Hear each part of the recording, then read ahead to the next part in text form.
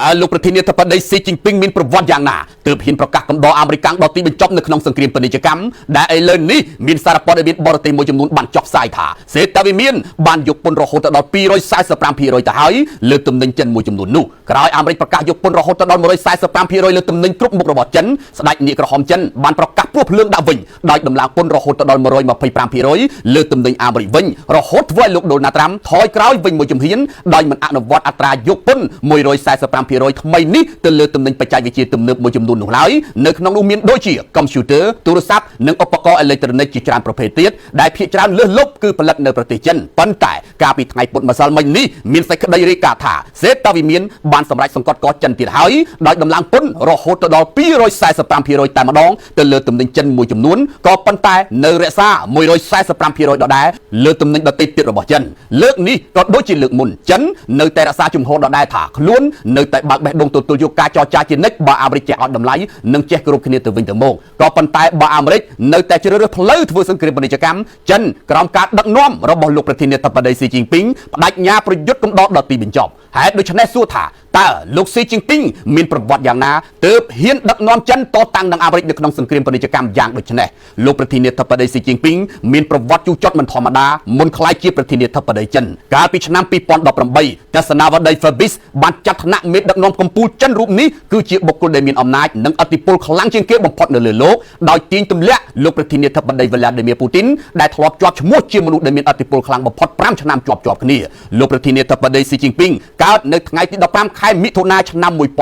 1953នៅរដ្ឋធានីប៉េកាំងហើយគឺជាមនុស្សដែលមានជោគវាសនាល្អដោយបានកើតនៅក្នុងត្រកូលអ្នកមានតួនាទីសំខាន់នៅក្នុងជួរគណៈបកកុម្មុយនីសចិនឪពុករបស់លោកគឺជាអតីតសមមិត្តរបស់លោកប្រធានម៉ៅសេតុងដែលជាបិតាស្ថាបនិកគណៈបកកុម្មុយនីសចិនឪពុករបស់លោកស៊ីជីនពីងបានកាន់កាប់តំណែងសំខាន់ដូចជាប្រធានផ្នែកឃោសនាឧបនាយករដ្ឋមន្ត្រីនិងអនុប្រធានសមាជិកប្រជាជនអនុប្រធានសភាជាដើមលោកស៊ីជីនពីងគឺជាកូនប្រុសទី2បើទោះបីជាយ៉ាងណាវាសនារបស់ប្រមុខរដ្ឋដ៏ឆ្នើមរូបនេះបានធ្លាក់ចុះយ៉ាងគំហុកបន្ទាប់ពីលោកម៉ៅសេតុងបានដាក់ចេញគោលនយោបាយបដិវត្តវប្បធម៌នៅទសវត្សរ៍ឆ្នាំ1960នៅឆ្នាំ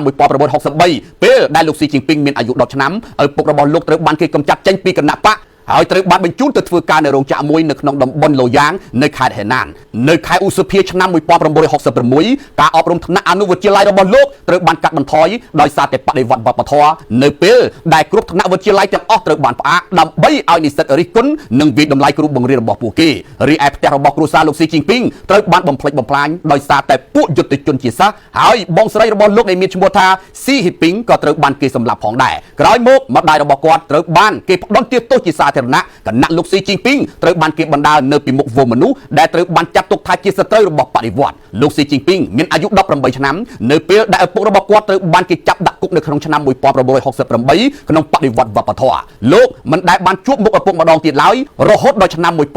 1972ដោយគ្មានការការពារពីឪពុកលោកស៊ីជីនពីងត្រូវបានគេបញ្ជូនទៅធ្វើការនៅឯភូមិលាជីហេនៅខេត្តហ្សានស៊ីនៅក្នុងឆ្នាំ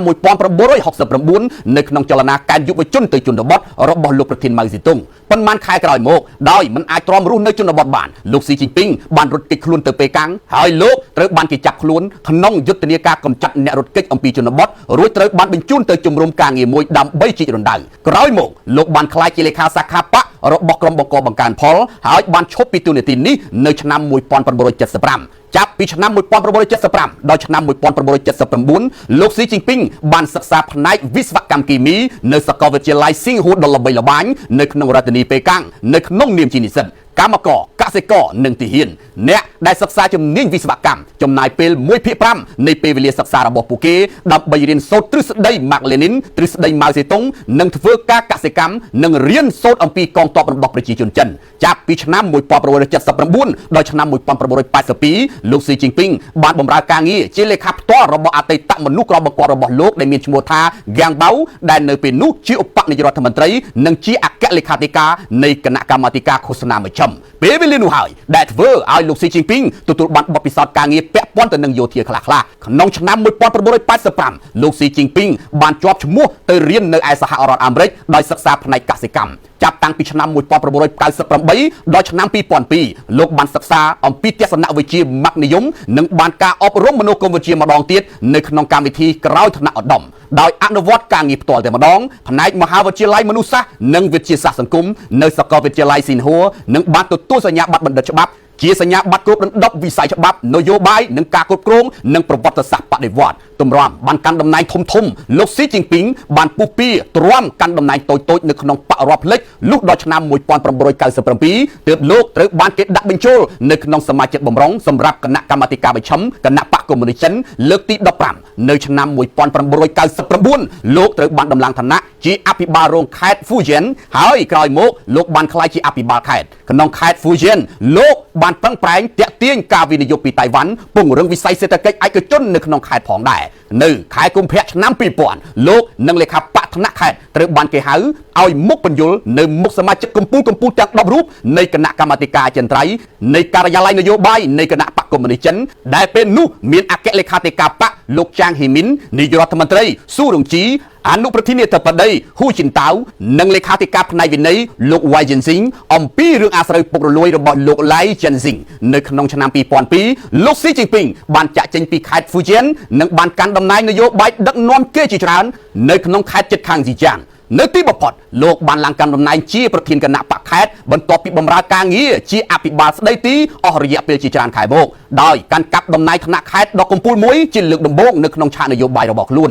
ក្រោយមកទៀតនៅក្នុងឆ្នាំ2002លោកស៊ីជីនពីងបានជាប់ឆ្នោតជាសមាជិកពេញសិទ្ធិនៃគណៈកម្មាធិការមជ្ឈិមលើកទី16ដែលជាការកត់សម្គាល់អំពីការឡើងទៅកាន់អំណាចថ្នាក់ជាតិរបស់លោកពេលគ្រប់គ្រងនៅខេត្តស៊ីចាងលោកត្រូវបានគេរាយការណ៍ថាបានធ្វើឲ្យខេត្តនេះមានកំណើនសេដ្ឋកិច្ច 14% ឯណោះនៅក្នុងមួយឆ្នាំក្រោយមកទៀតលោកត្រូវបានផ្ទេរទៅជំនួសតំណែងបណ្ដោះអាសន្នជាប្រធានបកនៅក្នុងទីក្រុងសៀងហៃ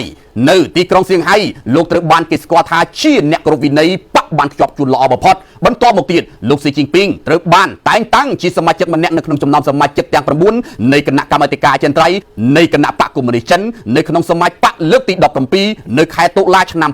2007លោកមានឋានៈខ្ពស់ជាងលោកលីខឺឈៀងដែលជាការចង្អុលបង្ហាញថាលោកអាចនឹងស្នងតំណែងលោកប្រធានាធិបតីហ៊ូជីនតាវនៅថ្ងៃទី15ខែវិច្ឆិកាឆ្នាំ2012លោកស៊ីជីនពីងត្រូវបានជ្រើសតាំងជាអគ្គលេខាធិការគណៈបកកុម្មុយនីសចិននិងជាប្រធានគណៈកម្មាធិការយោធាមជ្ឈិមដោយសមាជបកលើកទី18លោកស៊ីជីនពីងបានក្លាយជាមេដឹកនាំកម្ពុជាក្រៅផ្លូវការនិងជាមេដឹកនាំកម្ពុជាដំបូងគេនៅក្នុងប្រវត្តិសាស្ត្រចិនដែលកើតនៅក្នុងរបបសាធារណរដ្ឋប្រជាមានិតចិននៅខែធ្នូឆ្នាំ2012លោកស៊ីជីនពីងត្រូវបានធ្វើទស្សនកិច្ចនៅខេត្តហ្វាងតុងដែលជាដំណើរទស្សនកិច្ចលើកដំបូងរបស់លោកនៅក្រៅរដ្ឋធានីប៉េកាំងចាប់តាំងពីបានក្លាយជាមេដឹកនាំកម្ពុជារបស់បកប្រធានបទសំខាន់នៃដំណើរទស្សនកិច្ចនេះគឺធ្វើការអំពាវនាវឲ្យមានកំណែទម្រង់វិស័យសេដ្ឋកិច្ចនិងវិស័យកងទ័ពឲ្យកាន់តែខ្លាំងនិងរឹងមាំបំផុតលោកបានប្រាប់ទៅកាន់ប្រជាជនចិននៅពេលនោះថាសូបិននេះអាចនិយាយបានថាជាក្តីសូបិនពីប្រទេសជិតដ៏ខ្លាំងក្លាមួយហើយបាននិយាយអំពីកងទ័ពគឺជាសូបិនកងទ័ពដ៏ខ្លាំងក្លាមួយដោយសារតែមានបទពិសោធន៍